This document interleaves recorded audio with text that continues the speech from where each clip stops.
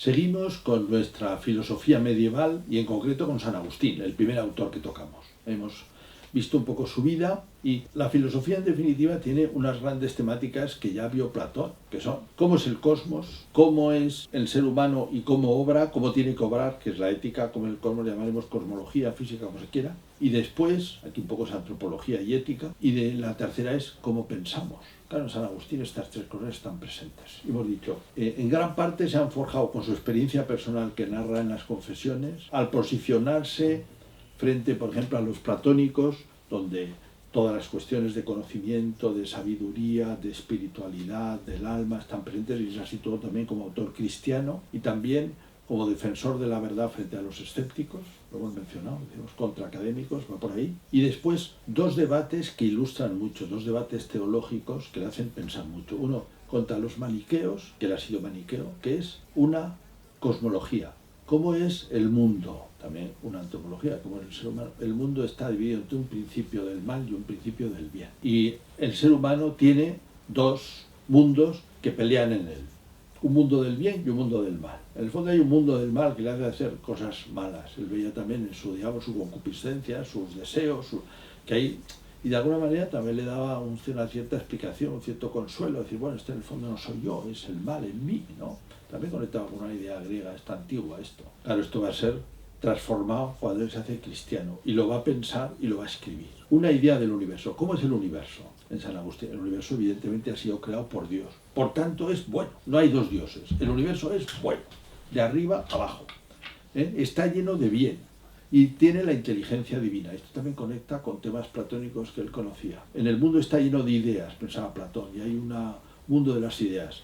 Todos los cristianos ya en cuanto, digamos, asumen el ser cristianos, aunque tengan una formación platónica y griega, dirán, bueno, las ideas están en la mente de Dios. Y además, como se dice, a través del verbo se han hecho todas las cosas, están en el Hijo, están en el Logos. El Logos, además qué palabra, ¿no?, que aparece en el Evangelio de San Juan. Logos significa inteligencia, razón. Dios ha hecho el mundo con la inteligencia. Por él fueron hechas todas las cosas, se dice de Jesucristo, en el prólogo a la Carta a los Hebreos, por ejemplo, y también el prólogo de San Juan.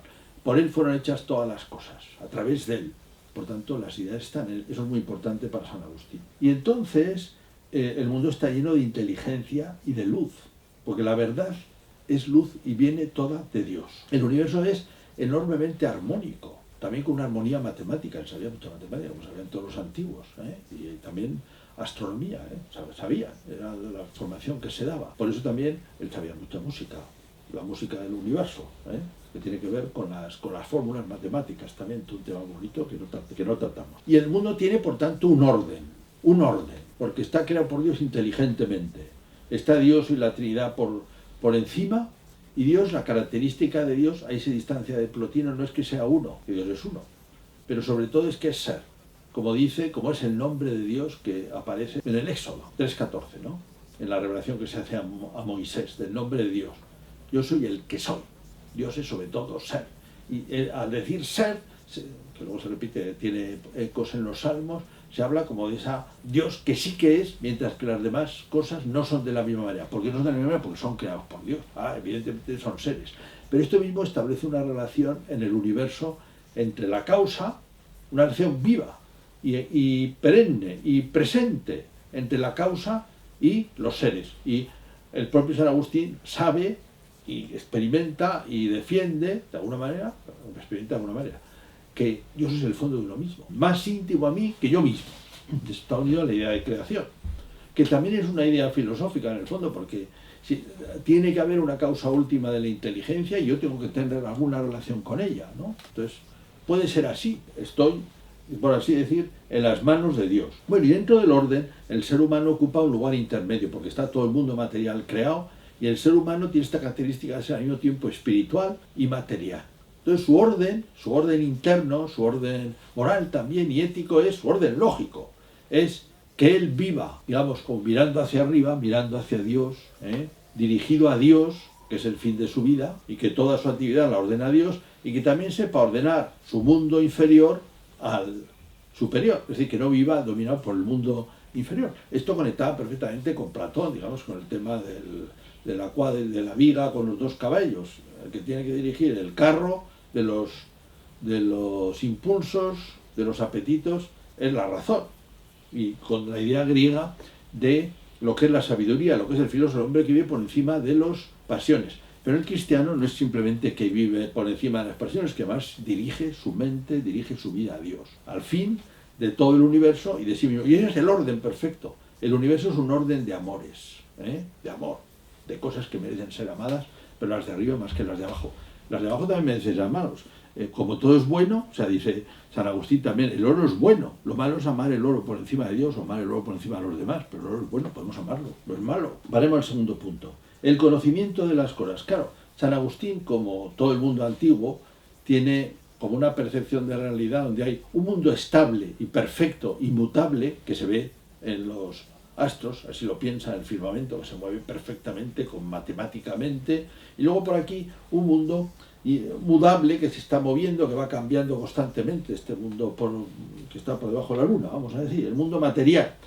Este mundo lo conocemos, el de abajo, por los sentidos, por la razón lo identifica. Vamos teniendo experiencias que la razón es capaz de ver, anda, esto es, estoy notando algo, esto es una manzana, estoy notando algo, esto es un perro, estoy notando, estoy viendo, voy viendo cosas que reconozco, pero en cambio dice, bien, está bien, estos son ideas que en el fondo están extraídas o experiencias de la experiencia sensorial. Pero en el ser humano hay muchas más ideas, que es de donde han salido. Para nosotros este problema resulta obvio muchas veces porque nunca lo hemos pensado, como tantas cosas. Durante siglos se ha pensado nunca que era la gravedad y la gente vivía dentro y no se hace ningún problema de que estemos pegados a la Tierra. Estamos pegados, claro, siempre hemos estado pegados. No hacía de eso ningún problema. Pero aquí realmente hay una gran cuestión, que es por qué el mundo es inteligente y por qué nosotros lo pensamos con ideas. ¿Y qué relación tiene todo esto? Un temazo.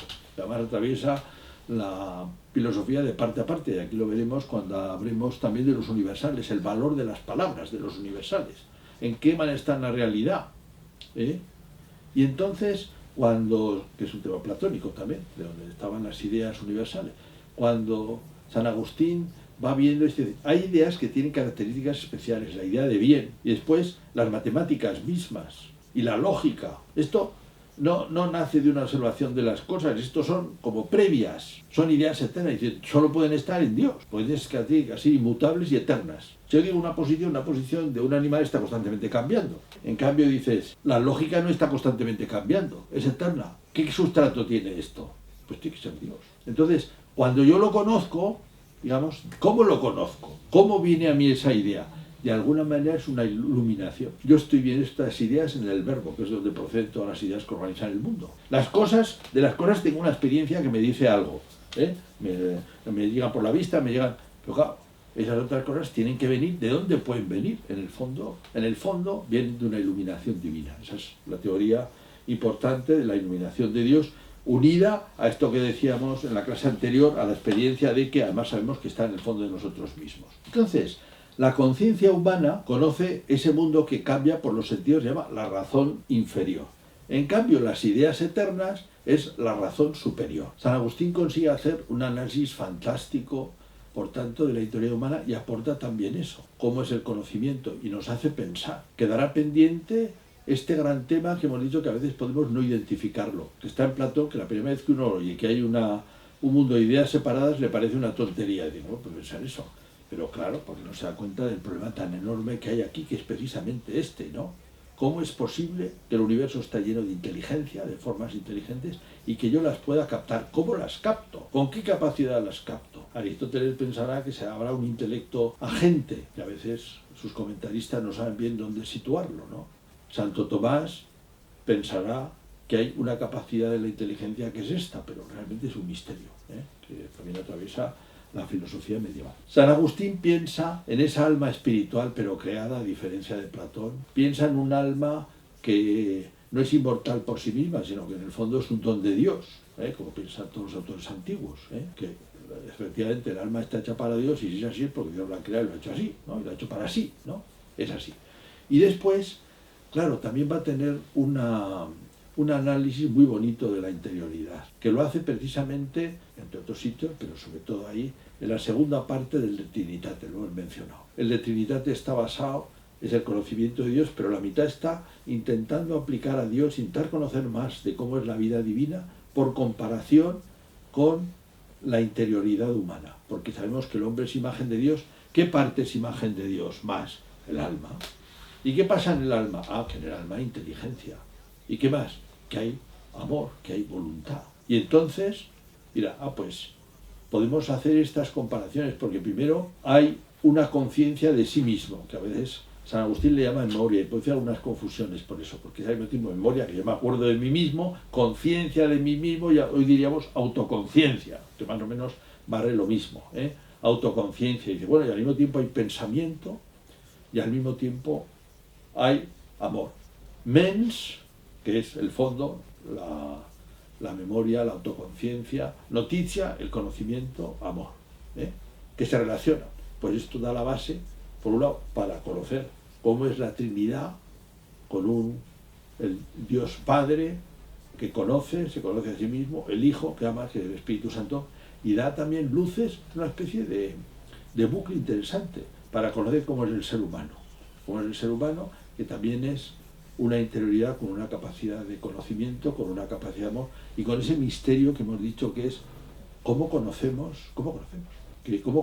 un mundo creado por Dios, inteligente porque está detrás la inteligencia divina, y al mismo tiempo que nosotros manejamos pues las ideas y cómo las conocemos, gran misterio que nos plantea hasta hoy San Agustín. Ya se ve en la actualidad que tienen todas estas cosas.